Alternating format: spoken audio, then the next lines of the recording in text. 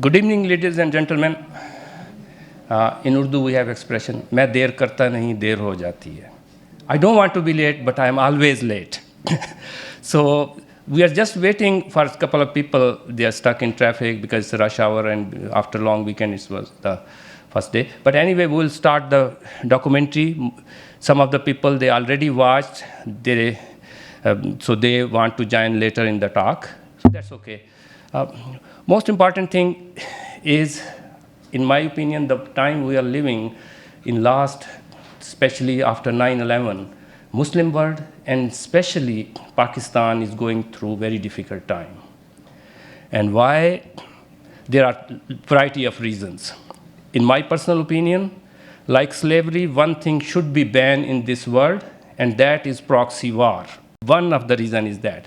Later on, our distinguished speaker will talk about these issues, but that is sure, extremism is one of the reasons, the trouble we are going through. International politics, yes, we don't have that much control, but we can talk about our mistakes and our things. That is very important, that during that difficult time, we should stand with the right side. Dr. Pervez Hoodbhoy, he is the person who is standing on the right side, and history will prove that we need that type of attitude on the difficult time. The format is very simple today. First, Dr. Pervez Hoodbhoy will say a few words about the documentary, then we will watch documentary, and then we have short break, and then Dr. Pervez Hoodbhoy will give talk on extremism and alternate narrative. So being public, so how we can address this issue or how we can contribute to control this problem. So I would like to invite Dr. Pervez Hoodbhoy to introduce among the believers.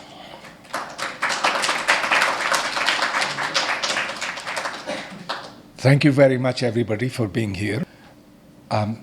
In 2007, there was a landmark event. It was the takeover of Islamabad's Red Mosque by the students of the nearby seminary and of the clergy of that mosque. It was a landmark event because after that, the government sought to clear the protesters away, and there was a protracted war, a war that claimed between 150 and 200 lives. It made Islamabad a war zone. But more seriously, it started an outburst of terrorism, which was eventually to claim something like 50,000 lives. This is 10 years ago, and that was January of 2007 when this event happened. In 2009, I was contacted by two filmmakers, one of them Indian, the other Pakistani. And they said that they wanted to make a documentary on the takeover of the Red Mosque, and that in particular they were going to follow the trajectories of two children. One who had been enrolled in a seminary at that very place, and the other at a seminary some miles away, but which was also under the control of the Red Mosque administration. So between 2009 and 2014, they followed these two children, and it was a very painstaking job on their part. From time to time, they came and discussed with me as well. And in 2015, this movie was released. I am told that it has received the Emmy Award, and I'm not surprised at all because the amount of effort that they put into it and the footage that they obtained of Maulana Abdul Aziz, who is the central figure of this documentary, makes this very remarkable. Once you see this documentary, then we shall have a discussion on this. And in fact, I think this is a very nice taking off point to discussing what extremism has done to Pakistan and really where it came from and where it might be taking us. And then perhaps what we can do about it. So I won't say anything more. I think it's a good point for us to begin with the screening of the documentary. Thanks very much. लाल मस्जिद में शहीद कर दिए गए थे और वो भी चूंकि अमेरिका का इशारा था, हम लोग सलाम किया था और हाथ मिलाने के लिए आगे बढ़ रहे थे तो उन पर फायरिंग शुरू हो गई। तो तुम्हारे सलाम के बारे मेरे सामने शहीद हुए। Dr. Hoodbhoy should be thanked, first of all. He was coming here on a social visit and he agreed to accommodate every request that we came up with, and more so.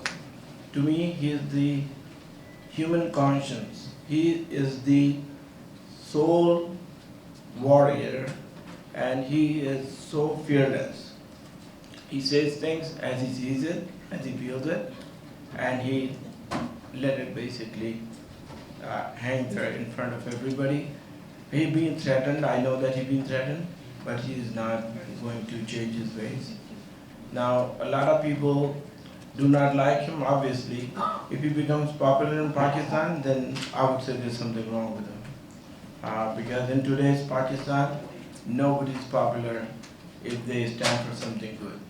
And he does stand for a lot of good things, and he has done a lot of good things. But he should become a source of inspiration for all of us and remain so.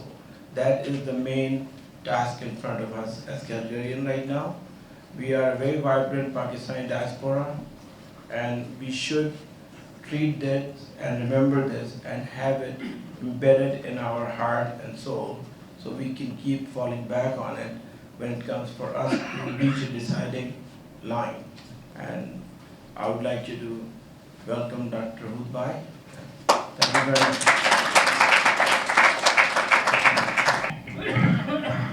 Thank you, Iqbal. Thank you for your friendship. Thank you, Astrid. Thanks everyone for being here. You've seen a movie that is very powerful. Each time I see it, very many different kinds of emotions run through me. One thing that affects me again and again is that girl, Zarina, who at the end of the movie, which you did not actually see, she's there.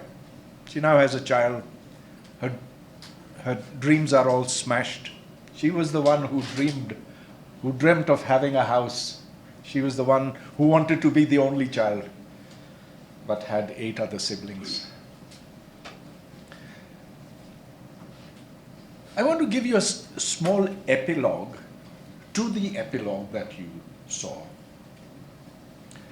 16th of December 2014 was the last event that was recorded in this movie. That was the massacre of the Army public school students. And then 2 days later, the demonstrations, which you also saw, or was it 3 days later, I don't know. You saw, well, you certainly saw me, but you didn't see one person who was standing just a little outside of the camera range. Her name was Sabine Mahmood. Yes. Sabine was at that demonstration. She was just accidentally there. She operated a coffee house in Karachi called The Second Floor. She is now no more, murdered. About 6 months after her murder, I got a call from a young man who I had not met earlier, but who had sort of heard of. His name was Khurram Zaki. Khurram called me up. He said, "We are having a demonstration against Maulana Aziz because he has now come out with a very powerful message of support for Daesh, the Islamic State. And he has also come out with a condemnation of the ISI, the Inter-Services Intelligence, the secret agency of the Pakistan government." claiming that it is now infiltrated by Shias, and he has launched another broadside against Shias, declaring that they are not Muslims. So, come to the demonstration. I said, sure. So I went to the demonstration, and there was only him and me and nobody else. Well, Khurram said, you know, what we need to do is launch a FIR, First Information Report against Maulana Aziz. I said, all right. But who's going to do it? He said, well, we'll do it. All right. So he got an FIR. He attempted to launch an FIR. He said, can you come to the court, Islamabad court, on such and such day? And I went there. It was quite an amazing experience for me, because in the restaurant, the cafeteria of the Islamabad High Court, there were pictures of Mumtaz Qadri, the killer of Salman Taseer, all over. Quite daunting, actually. Well, I said, all right, let's go for it. He said, I'm going back to Karachi, and I'll come back a month later. I said, all right. And he never came back. He was having dinner in a restaurant. 2 motorcycles pulled up, and that was the end of him. They shot him. So the epilogue to the epilogue is that today it is September of 2017, the 5th of September. Maulana Abdul Aziz is where he always was, and it seems as if nobody can touch him. Here is a man who took on the Pakistan army, the army which has tanks, which has guns, which has nuclear weapons, and he has survived it all. But then as I think about it, it's not only him who has survived it. Consider the fact that the mastermind of the December 16th attack on the Army Public School, whose name is Ehsanullah Ahsan, was somehow captured by the Pakistan Army. And you would have thought that with all the anti-terrorism courts that we have, he would have been hung by now, because they've hanged hundreds of people so far. To my great astonishment, and to everybody's great astonishment, you see that Ehsanullah Ahsan is brought on national television. He is there to sort of apologize, to say that he's moved away from his association with the Tehreek-e-Taliban Pakistan. But he's wearing a very starched shalwar kameez. It's obviously come from, he's pressed. He is completely comfortable.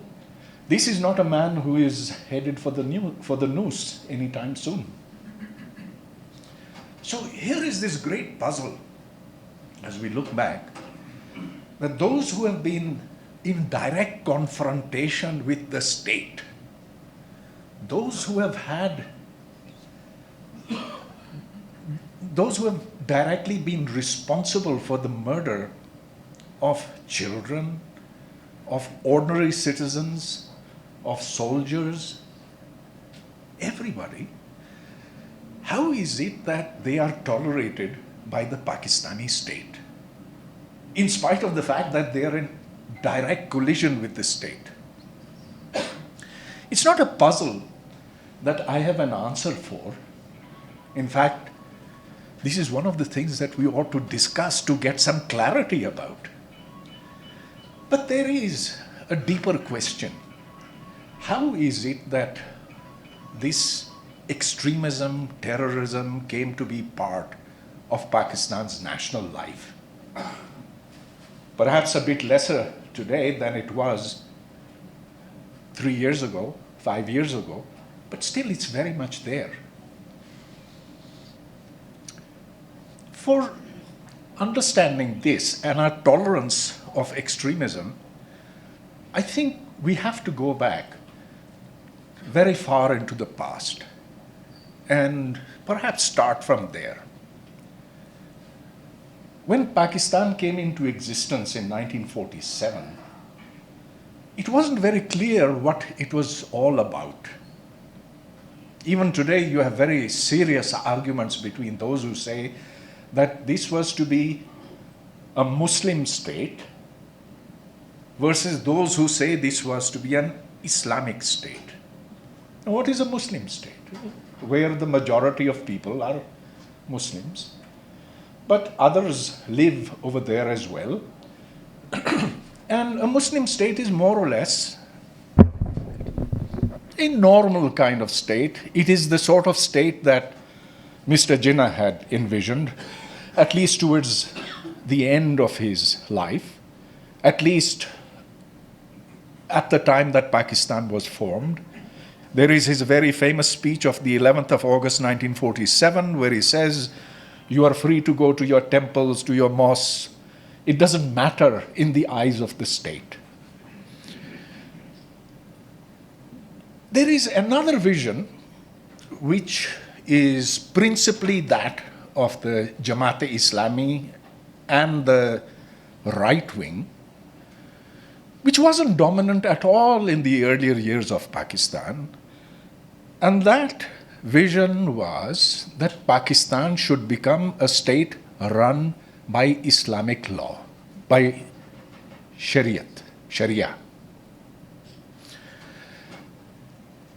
In the early years of Pakistan, it didn't really have any traction. At least I can say that when I was growing up as a child in Karachi, and until I was pretty much 18, 19 years old, it was a very different kind of Karachi. And I know that many people over here are from Karachi and that they would have similar experiences as well. It was a city which was cosmopolitan. In my immediate neighborhood, there were Hindus, a couple of Hindus only, but a lot of Christians, some Parsis. So generally, people living together. On occasions like Eid or Diwali or Christmas, we'd exchange presents, and it was, well, a nice, comfortable kind of a relationship, which gradually began to change. But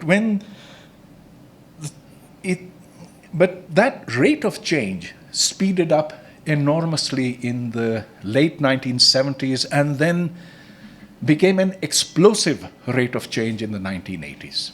And so today, in the neighborhood where I grew up, in my entire neighborhood, there are only people of a single culture or religion. There are no Christians left over there. The Parsis have moved. They've become a gated community, separate from others. And so today's Pakistan is very different. Well, in the 80s, we had a military dictator, General Ziaul Haq, whose principal purpose was to redefine Pakistan away from a Muslim state, away from just being a place where Muslims would be living, towards becoming an Islamic state. And so everything had to be Islamicized. This meant, among other things, education itself. And so there was a directive which was sent out to the Ministry of Education which said that every subject, be it history, social studies, or even the teaching of science, everything has to be brought according to the Islamic way of doing things. That was,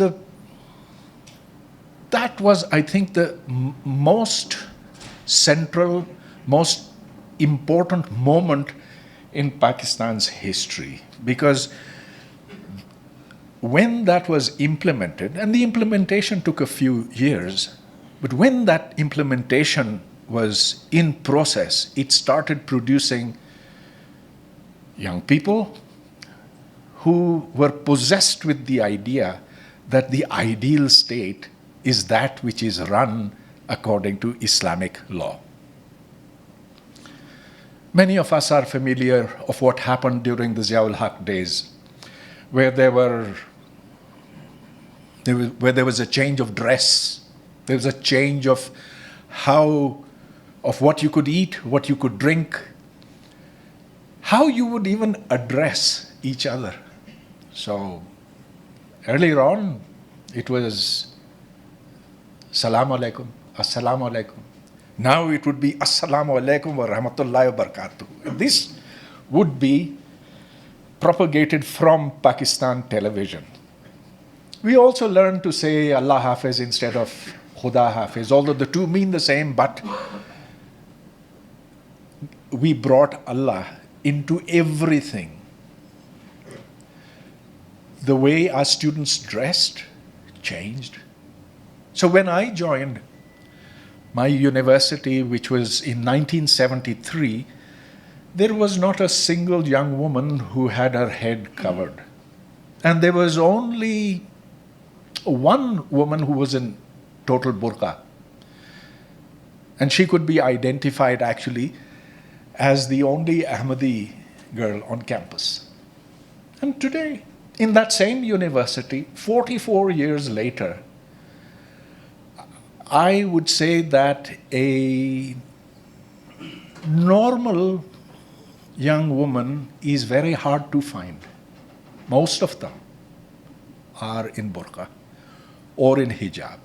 It's not that I have anything against burqa or hijab. That is, of course, a person's personal right. It's something that, well, every individual has the right to wear whatever he or she likes and eat whatever he or she thinks is correct and so forth. But this imposition of culture and this notion that the only thing that is right is that which is deemed to be Islamic, that changed Pakistan, and it created an intolerance for all those who were seen as deviating from that. This was also the time, as you saw in the movie, that we allied ourselves with Saudi Arabia and the United States and created an army of mujahideen who were celebrated, as you could see, by Ronald Reagan himself. This army did brilliantly. It won the war. The Soviet Union was ready to pack off and go away. In 1987, it actually had to surrender in 1988. It was not allowed to simply walk out. It was brought down to the ground. That was a time when we should have said to those who visited us from Egypt and from Morocco and from Uzbekistan and from all over the Islamic world, we should have said, thank you very much, you've done your job. You have brought the Soviet Union down or helped bring it down. There were other reasons too, of course. And we should have said, now go back. It didn't happen because our establishment, our military establishment, and really our civil establishment too, the two don't think very differently. They differ on how much relative amount of power they have. There was a consensus there. Yes, we need to fight in Kashmir. We know that the Indians are much too strong, and so let's keep these guys. They don't have to go back. And besides, we need them for creating strategic depth in Afghanistan. And so it was that the Taliban government was recognized first by the government of Pakistan and then by Saudi Arabia and UAE. But we were the first to have recognized the Taliban government. All was going well. Najibullah, who had managed to hang out in Kabul, hang there by the skin of his teeth, as they say. He was finally brought down, hung from a lamp pole. And then it became Taliban controlled until 2001. Comes along 9/11, George W. Bush puts a gun to General Musharraf's head, says, "Are you friend or foe?" Musharraf says, "I'm your friend." And so there is a partial betrayal of the Taliban. Partial because we wanted to run with the hares and hunt with the hounds. And so it happened that a part of those who had been nurtured by the Pakistani state turned against the Pakistani state, and there were 3 nearly successful life attempts on General Musharraf. He somehow survived it. But then Musharraf makes mistake after mistake. He, in his attempt to placate the forces that had been created by the Pakistan army, he gives them either too much or too little. And then comes along 2007, Lal Masjid. So at the very beginning, at the introduction of this movie, I said this was a turning point in Pakistan's history, and indeed it was. Since 2007 to this day, by official count, Pakistan has lost 60,000 people. This includes ordinary people, soldiers, militants, everybody. Many of them in suicide bombings, some killed in actions against the militants, many policemen, many soldiers. In fact, Pakistan has lost more soldiers in the war against militancy than it has in all the wars against India. We've had 3 wars with India, maybe 4, if you count Kargil. But if you count up all those casualties, it's not more than 6,000 or so, whereas about 8,000 or 9,000 soldiers have died. This realization came very slowly, hesitantly. After 2014, it appeared that the realization now had finally come after the 16th of December attack. This is why I remain astonished, unable to explain why, in spite of Zarb-e-Azab, the military operation designed to eradicate terrorism in the tribal areas, and why, in spite of Raddul Fasad, Fasad is something that is internal. It doesn't come from, it's not an attack from outside. So why, in spite of Raddul Fasad, can they not punish these 2 individuals? For example, but look, it's not just these 2 people. Pakistan is teeming with militants. Instead of action against them, they're being mainstreamed. They're being brought into the political culture and being told that you can run as regular political parties. And in this is Lashkar-e-Taiba. Of course, Lashkar-e-Taiba has not attacked the Pakistan army so far. It has confined its attacks to Mumbai. It's killed a lot of Indians. Don't care about them. Our Haqqani network has killed a lot of, I won't say our, but we know that it's there. We know it's based in Waziristan. They've killed a lot of Afghanis. We don't care about Afghanis either. But we should at least care about our own selves. But At least the army should care about his own children being slaughtered, murdered in that brutal way. At least it should now stop pretending that the enemy lies outside and that, in fact, the enemy is very much inside. It's probably getting there, but it hasn't got there as yet.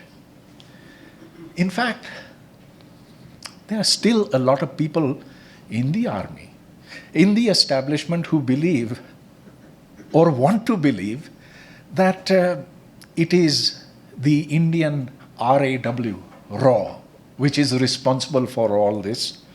And so they were absolutely delighted when that Indian spy, Kulbhushan Yadav, was captured. They would love to see him executed, except that the International Court of Justice says that it can't be done. They will have to be in violation of that. But there is still that remaining hope within a part of the establishment that the enemy is outside, it's not within. I'll tell you how deep-rooted this delusion is. Many of you have heard of General Hamid Gul. He was the man who used to proudly say, "I brought the Soviet Union down." And he'd then do that. I've had many encounters with him off camera and on camera. Before he died, about a year or so ago, I was on a television talk show with him, and some big incident happened just a day or two earlier. And the anchor asked General Hamid Gul for his explanation, and he said, obviously they've come from across the border, they are not Muslims. This was a suicide attack. The anchor asked me, and I said, really, I cannot say who it was, but I'm astonished by General Hamid Gul when he says he knows that the attack came from outside. So Hamid Gul says, yes, because the suicide attacker was not circumcised. None of them are, he went on to say. To which I responded, General Sahab, did you actually happen to see that part of the anatomy? He lost his temper. He exploded. He said, you are an enemy of Pakistan, you're this, you're that. Okay. I've heard that before. My point of telling you of this is that the delusion, this madness that the enemy comes from outside is still very much there. When Hamid Gul died of a heart attack or whatever, there was a state funeral for him. All the good and the great in the country went to attend. So, the question, how do we deal with terrorism? How do we deal with extremism leading up to terrorism? Well, the first thing to realize is that we are responsible, we Pakistanis are responsible for having created an environment in which extremism breeds and morphs into terrorism.